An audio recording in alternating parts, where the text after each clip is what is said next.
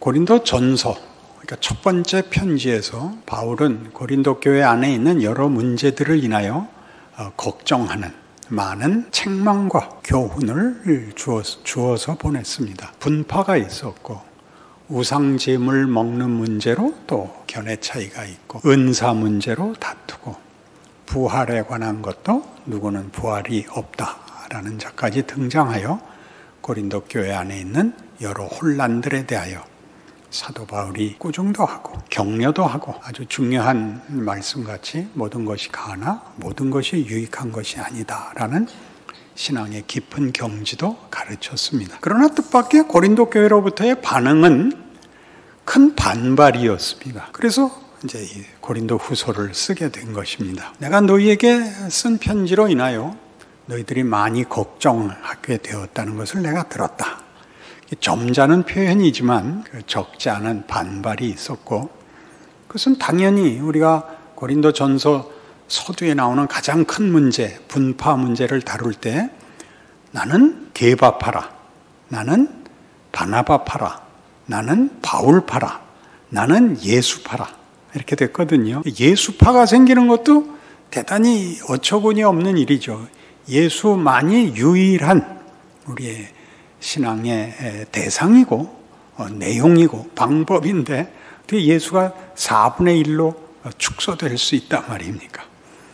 물론 어처구니 없는 일이지요. 그래서 이제 부랴부랴 너희들이 내 말을 듣고 근심하고 걱정하고 분해한다는 말을 듣고 내가 놀라고 많이 걱정이 됐다. 이게 이제 고린도 후서입니다. 그래서 여기 중요한 그들의 말하자면 반발에 대하여 내가 너희를 꾸중하거나 내가 너희를 강제하려고 그렇게 쓴 거 아니다. 오늘 여기 우리 본문에 보는 바와 같이 2장 4절 내가 마음에 큰 눌림과 걱정이 있어 많은 눈물로 너희에게 썼노니 이는 너희로 근심하게 한 것이 아니요 오직 내가 너희를 향하여 넘치는 사랑이 있음을 너희로 알게 하려 함이라.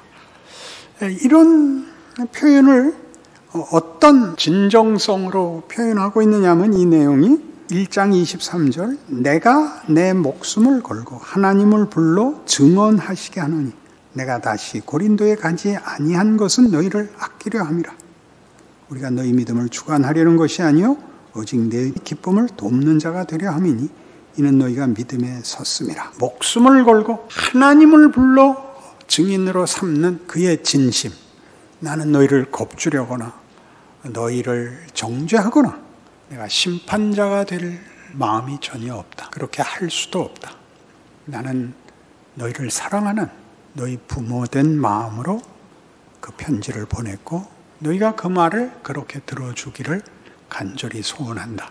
이 모두는 참으로 놀라운 진술로서 우리가 성경을 읽을 때 늘 우리의 어떤 선입관이 되는 본문 말씀이 무엇일까라는 본문 해석을 지금 우리에게 제시하는 것이 아니라 그런 해석해야 할 본문을 제시하는 것이 아니라 자세, 사도 바울이 고린도 교회를 향하여 가진 자세, 그의 심정, 목회자된 하나님의 사도된 자의 심정을 서술하고 있는 것이 고린도 후서인 셈입니다. 그래서 그가 왜 변덕을 부렸느냐라는 저들의 공격에 대하여 이건 변덕이 아니다. 변덕이 아니라 내가 너희를 사랑해서 지금은 싸울 시간이 아니라 기다려야 할 시간이라고 판단했다. 싸울 시간이 아니고 기다려야 할 시간이라고 판단했다.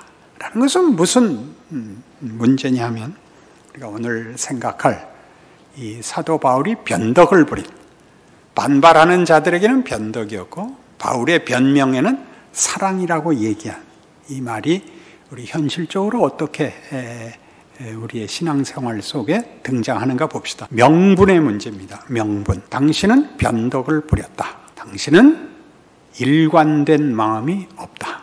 당신은 기분에 따라 왔다 갔다 하는 사람이다. 명분은 제시해 보면 명분은 방향이 되는 적이 드물고 그 당장에 초시간적 심판이 되는 때가 너무 많습니다. 거짓말 했어? 안 했어? 아니 그게 아니고는 필요 없어. 했어 안 했어? 이렇게 물어보게 된다 말이지. 왜 그랬냐? 왜 거짓말을 했냐? 거길 들어줘야 되죠. 그때는 배짱이 없었어. 그때는 엉겁결에 그 말이 나왔어. 그때는 너무 놀랬어. 그런 말들을 들어줘야죠. 다 필요 없어. 했어 안 했어? 이게 명분이죠. 어제 기도 몇 시간 했어? 어제는 너무 없어. 아니 그런 변명 말고 몇 시간 했어? 딴 얘기할 거 없어. 이렇게 쓰인단 말이죠. 하나님의 구원은 초시간적 명분과 선포로 결정되지 않고 창조 세계를 구원하시는 일에 그가 시간 속에서 타락한 세상이라는 조건 속에서 우리의 무지와 원죄의 조건 속에서 그렇게 하나님은 우리와 씨름하시고 만나시고 만난 다음에는 기르시더라는 사실입니다. 신앙에서 구원을 얻고 하나님을 만난 순간이 전부이고 동시에 믿고 난 다음부터도 전부입니다. 믿고 난 그 전부의 경험과 감동과 그 기쁨이 그 다음에 전혀 맥을 쓰지 못하는 것 같은 과정을 겪습니다. 그렇지 않습니까? 예전엔 몰라서 죄를 졌다면 이젠 알고도 짓고 후회하고도 짓고 회개하고도 짓고 여러분 자식 키우면서 실컷 봐놓고 왜 세상에 처음 듣는 얘기같이 그런 표정을 지으십니까? 변덕이 죽을 듯합니다. 그러나 그게 헛되지 않습니다. 회개하고 후회할 것밖에 없다고요? 그 길을 걷지 않은 사람은 하나님이 우리 안에 만드시는 것이 자라나지를 않습니다. 새롭게 각오하고 혈서를 쓰고 내가 다시 그러면 혀를 깨물고 죽겠다고도 하고 그 약속을 지키지 못해서 울고 다시 울고 하는 날들을 지나서 성숙해지고 담대해지고 분별이 생기고 가장 중요하게 용서할 줄 알게 되고 기다려줄 줄 알게 되고 넉넉해지고 하는 일들이 생깁니다. 우리 1장에서 이미 이 이야기를 하기 위해서 바울이 열어놓은 말이 무엇이었느냐 하면 1장 12절부터 다시 보죠. 우리가 세상에서 특별히 너희에 대하여 하나님의 거룩함과 진실함으로 행하되 육체의 지혜로 아니하고 하나님의 은혜로 행함은 우리 양심이 증언하는 바니 이것이 우리의 자랑이라.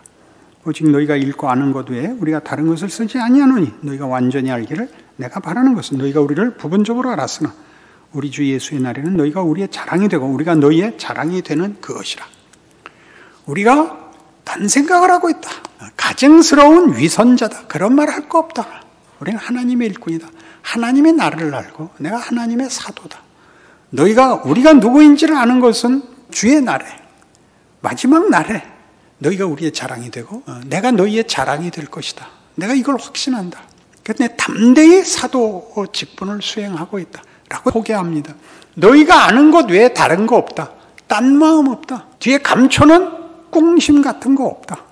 이렇게 담대히 얘기를 하죠. 그러면서 이 말을 합니다. 18절에 보듯이 1장 18절 하나님은 미쁘시니라 우리가 너희에게 한 말은 예하고 아니라 함이 없노라. 우리 곧 나와 실로아노와 디모데로 말미암아 너희 가운데 전파된 하나님의 아들 예수 그리스도는 예하고 아니라 함이 되지 아니하셨으니 그에게는 예만 되었느니라. 예수에겐 예만 되었다는 것은 우리의 아니요까지 삼키는 예수의 예입니다. 아버지요, 저들은 아버지의 자식들입니다. 이 약속은, 이 구원은, 이 은혜는 우리의 변덕으로 운명이 바뀌거나 포기되지 않는다고 바울은 알고 있습니다. 내가 변덕을 부렸다면 그것이 더 큰 유익을 만들면 만들었지. 내가 신실하지 못하든가 정직하지 못했다든가 생각이 짧았다든가 이렇게 얘기하는 것은 너희는 예수를 믿는다는 말을 아직도 제대로 모르는 것이다. 예수를 3번 부인한 베드로가 회복이 되는 것. 예수를 죽이라고 고함 질렀던 자를 위하여 예수가 죽었으므로 그들도 구원의 대상이라는 것. 예수를 알게 하시고 아는 것만큼 행동하지 못하며 실천하지 못했다고 해서 예수가 모른다고 아니하시는 것이 우리 기독교 신앙의 최고의 자랑인 것입니다. 이것이 바울이 내가 너희를 약속한 대로 찾아가지 않은 이유는 너희의 지금의 반발을 내가 가서 어떻게 할 수 있지 않고 내가 강제로 결론을 만들 수도 없고 너희가 지금은 납득할 수 없다고 생각을 했다. 우리를 위해 십자가를 지신 예수께서 바로 그 은혜, 그 능력, 그 권능으로 궁극적으로 우리 모두를 유익하게 하고 항복시키리라고 내가 믿어. 내가 그 계획을 변경했다. 이렇게 얘기합니다. 그래서 명분을 넘어서죠. 교회라는 이름으로 모이면 당연히 여러분들의 기대는 이런 명분에 근거한 완벽함 기대하게 마련입니다. 세상은 시끄러워도 교회만은 다룰 줄 알았어. 이렇게 얘기하는 한탄은 흔한 겁니다. 교회는 천국이 아닙니다.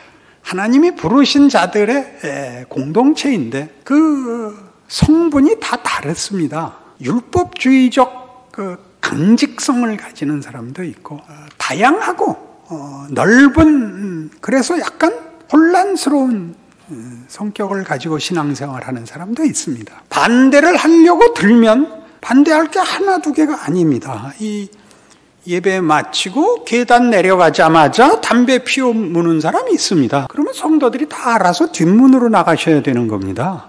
아니, 이러실 필요 없습니다. 담배 피워서 지옥 가지도 않고 담배 피우는 게 법정 구속되지도 않습니다.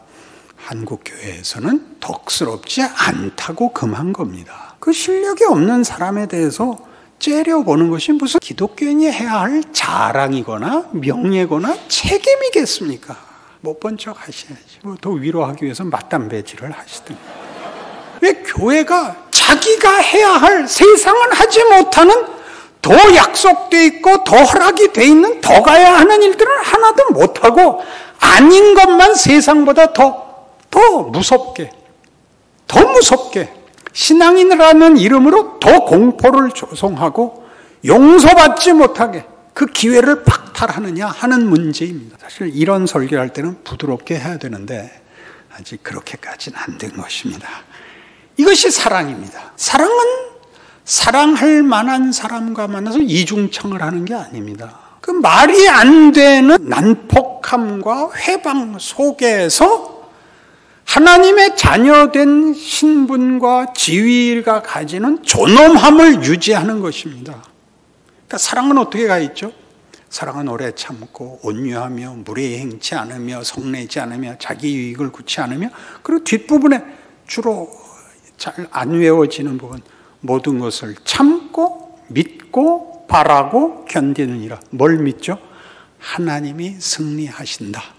은혜가 이긴다라고 믿는 것입니다. 여러분이 심판자일 리가 없고 여러분은 전 인류의 역사 속에 짧은 자기 인생을 살 뿐입니다. 바울이 하는 변명을 그게 얼마나 신자가 가져야 할 예수를 믿는다는 것이 가지는 위대한 명예인가를 이해하지 못하면 교회 생활을 할 수가 없고 신앙생활을 사회에 나가서 할 수가 없습니다. 늘 숨어 다녀야 되고 감추고 있어야 될 뿐입니다. 비난하고 정죄하고 조롱하고 하는 것들은 우리 몫이 아닙니다. 우리는 뭐 하게 돼 있죠? 우리는 하나님의 신실하심을 믿습니다. 교회가 이래 갖고 되나? 사회가 이래 갖고 되나? 나라가 이래 갖고 되나? 우리도 좀 더 정치를 잘해야 하고 교회가 더 많이 힘을 내야 되지 않느냐? 여러분이 할 수 있는 걸 하십시오. 이 나라가 어떻게 돼야 하는 걱정은 제가 할 테니까. 여러분은 자기 인생을 사십시오. 그럼 큰 기도 제목을 꺼내옴으로써 여러분의 삶을 살지 않습니다. 여러분이 만나는 사람들, 여러분 가족한테 잘하십시오. 가족한테. 잘하려는 건 아무래도 좋다는 게 아닙니다. 성실하시고 책임을 진지하게 드셔야죠. 화를 내서 때우지 마십시오. 우리나라는 어떻게 될 것이냐? 모르지요. 모릅니다. 그러나 여러분들이 교회에 나와서 만나는 성도들한테 어떻게 해야 하는지는 여러분이 꼭 알아야 됩니다. 웃으셔야 합니다. 좋은 말로 할 때. 저는 바울이 아니니까 승질을 낼지 모릅니다. 교회에 나와서 인상 쓰는 건 큰 죄입니다. 그건 믿음도 없는 것이고 함께 한 교회에 나온 성도들이 믿는 사람이라는 것도 무시하는 무례한 행위입니다. 근데 떳떳이 무례히 행하고 있습니다. 이제 우리 배달의 민족의 그 병이라 그래요. 웃을 줄 모르는 거. 웃음은 뭔가 음모가 있다고 생각하는 거. 그래서 상점에 가서 주인이 친절하게 굴면 절대 물건 안 사고 나오는 거. 그래서 우리나라는 그 서비스업을 약간 잠깐 대강해야 된다는 거. 그죠? 우리 다 알죠. 그러나 교회만은 달라야 됩니다. 진심으로 사랑과 신뢰, 예의와 명예를 나눠야 됩니다. 여기서 하지 못하면 다른 데서 배울 데가 없습니다. 우리가 하지 않으면 세상에서는 우리 대신 이 일을 할 수 있는 자가 없습니다. 그러니 기억하십시오. 여러분은 가로등 같은 것입니다. 불이 들어와야 돼요. 어두운 곳에, 골목길에, 아무도 안 지나가는 때 불이 들어와 있어야 됩니다. 책임 있게 하셔야 됩니다. 그래서 빌립보서 1장 사도 바울이 하는 이런 고백들은 대단히 놀랍습니다. 빌립보서 1장 20절. 나의 간절한 기대와 소망을 따라 아무 일에든지 부끄러워하지 아니하고 지금도 전과 같이 온전히 담대하여 살든지 죽든지 내 몸에서 그리스도가 존귀하게 되게 하려 하느니 이는 내게 사는 것이 그리스도니 죽는 것도 유익함이라. 그러나 만일 육신으로 사는 이것이 내일의 열매일진데 무엇을 택해야 할는지 나는 알지 못하노라. 내가 그 둘 사이에 끼었으니 차라리 세상을 떠나서 그리스도와 함께 있는 것이 훨씬 더 좋은 일이라. 그렇게 하고 싶으나 내가 육신으로 있는 것이 너희를 위하여 더 유익하리라. 내가 살 것과 너희 믿음의 진보와 기쁨을 위하여 너희 무리와 함께 거할 이것을 확실히 아노니 내가 다시 너희와 같이 있으므로 그리스도 예수 안에서 너희 자랑이 나로 말미암아 풍성하게 하려 함이라. 그렇습니다. 우리가 서 있으면 거기 예수님이 누군가가 증언되고 있고 예수를 믿는다는 게 무엇인가가 이렇게 하나의 실존으로, 한 행동으로, 한 분별로, 한 표정으로, 한 태도로, 자세로 이렇게 실체화되어 있는 것입니다. 그림도 아니고 명언도 아니고 한 인격체가 호흡하며 인생의 무거운 짐을 지고 예수를 따라가는 그 예수 믿는 자만이 할 수 있는, 사망이 그를 회방할 수 없는 더 크고 영원한 근거에 의하여 행동하는 증거를 보게 되는 것입니다. 여러분이 없으면 여러분의 자리가 하나 비는 것입니다. 예수께서 찾아오시고 말씀하시고 행동하시고 보여야 할 빌립아 나를 본 자는 아버지를 보았거늘 어찌하여 아버지를 보이라 하느냐, 그 말 할 수 있어야 되는 것입니다. 그것이 여러분들 한 개인이 가지는 책임이요 명예입니다. 미운 말 하지 마십시오. 여러분들이 심사위원 하지 마십시오. 여러분의 인생을 예수를 믿는 자라면 이때 어떻게 할 것인가 해서 세상과 다른 길을 걸어내셔야 됩니다. 그것은 짐이 아니고 영광입니다. 세상 사람들 사는 거 보면 안 됐습니다. 부모 없는 자들 같고 못 배운 자들 같고 양심도 없는 자들 같고 명예가 뭔지 모르는 자들 속에 우리만이 가치, 진리, 자랑, 감사, 기쁨을 가진 유일한 존재라는 사실입니다. 바울이 보낸 편지에 묻어나는 예수를 믿는다는 명예, 얼마든지 질 수 있는, 물러설 수 있는, 내가 너희를 심판하려 하는 것이 아니야, 너희를 혼내려는 것이 아니다, 내가 너희를 사랑함으로 이렇게 많은 눈물로 쓴 편지니라. 나는 너의 부모다. 부모가 어찌 자식을 다른 어떤 명분과 이유로 자식을 쳐내겠냐? 무엇을 지키기 위해서 자식을 버리는 부모가 있겠냐? 그런 사랑이 어디 있느냐? 죽을 죄를 졌어도 껴안는 것이 사랑이지. 죽으면 같이 죽지. 어느 명분을 살리기 위하여 자식을 친단 말이냐? 내 마음을 모르겠느냐? 오늘 여러분을 향하여 하는 바울의 참으로 놀라운 초대입니다. 그 위대한 신자의 인생을 살아내시는 여러분 스스로임을 기억하시는 명예와 은혜가 있기를 바랍니다. 기도하십시다.